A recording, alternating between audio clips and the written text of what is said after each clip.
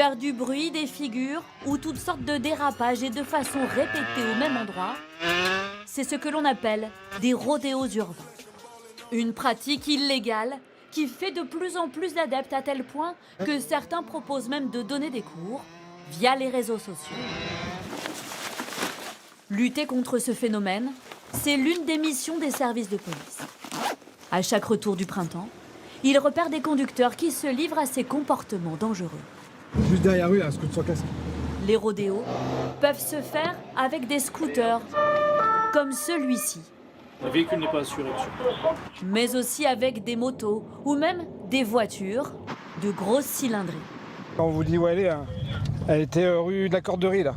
Cet après-midi-là, ces policiers sont appelés pour une voiture qui roule à vive allure et tourne dans les toutes petites rues d'une commune. Les passants leur indiquent le chemin. Mais la voiture est trop puissante. Ouais, elle est stationnée, la voiture, elle est stationnée rue Neuve. Les occupants ont le temps de se garer et de prendre la fuite. Mais l'infraction de rodéo est bien caractérisée par ce policier. Il met clairement en danger les usagers de la route. Il répète la chose parce que nous, de loin, en le suivant, ça, on le voit carrément. Et donc voilà, et là, on est dans une rue à sens unique, on est mercredi après-midi, il fait beau, on entend les enfants autour. Là, clairement, ce qui s'est passé est très dangereux, quoi. Les riverains, choqués, ont pourtant déjà alerté sur ce phénomène courant de rodéo. Cette mère de famille allait traverser avec son fils de 2 ans, juste avant le passage de la Mercedes. Mon garçon, il aurait traversé, j'avais plus de garçon.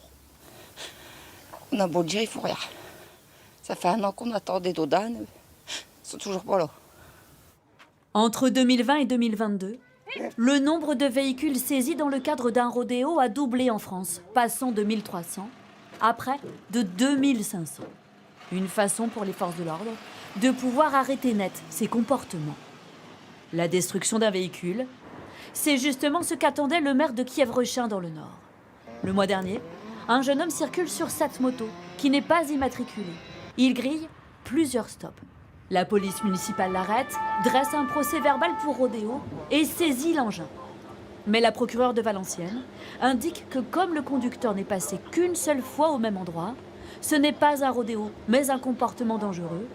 Elle ordonne alors la restitution de la moto.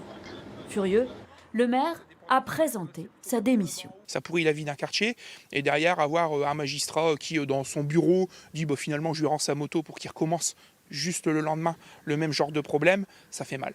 C'est une arme à la fois pour les conducteurs qui ne se rendent peut-être pas compte que demain ils peuvent avoir un grave accident parce qu'ils pilotent peut-être mal leur moto, mais aussi pour des autres usagers de la route. Nous avons rencontré ces jeunes hommes. Pas de moto ce jour-là, mais des scooters puissants. Ils considèrent les 2 roues comme un simple loisir et réfutent la notion de mise en danger. Les jeunes, ils n'ont pas d'autre chose à faire, dû au manque de moyens mis par la ville. Par exemple, les activités sportives, lesquelles qu'on avait ici à la salle, mais ils nous ont retirées. Ouais, on est conscient que c'est dangereux, mais on fait tous attention. On est très conscients. On a des petits frères, on a des petites sœurs, on a tout, on sait ce qu'on fait. En 2020, la police a enregistré 23 000 interventions pour des rodéos. Mais depuis le début de cette année, on en compte déjà plus de 14 000.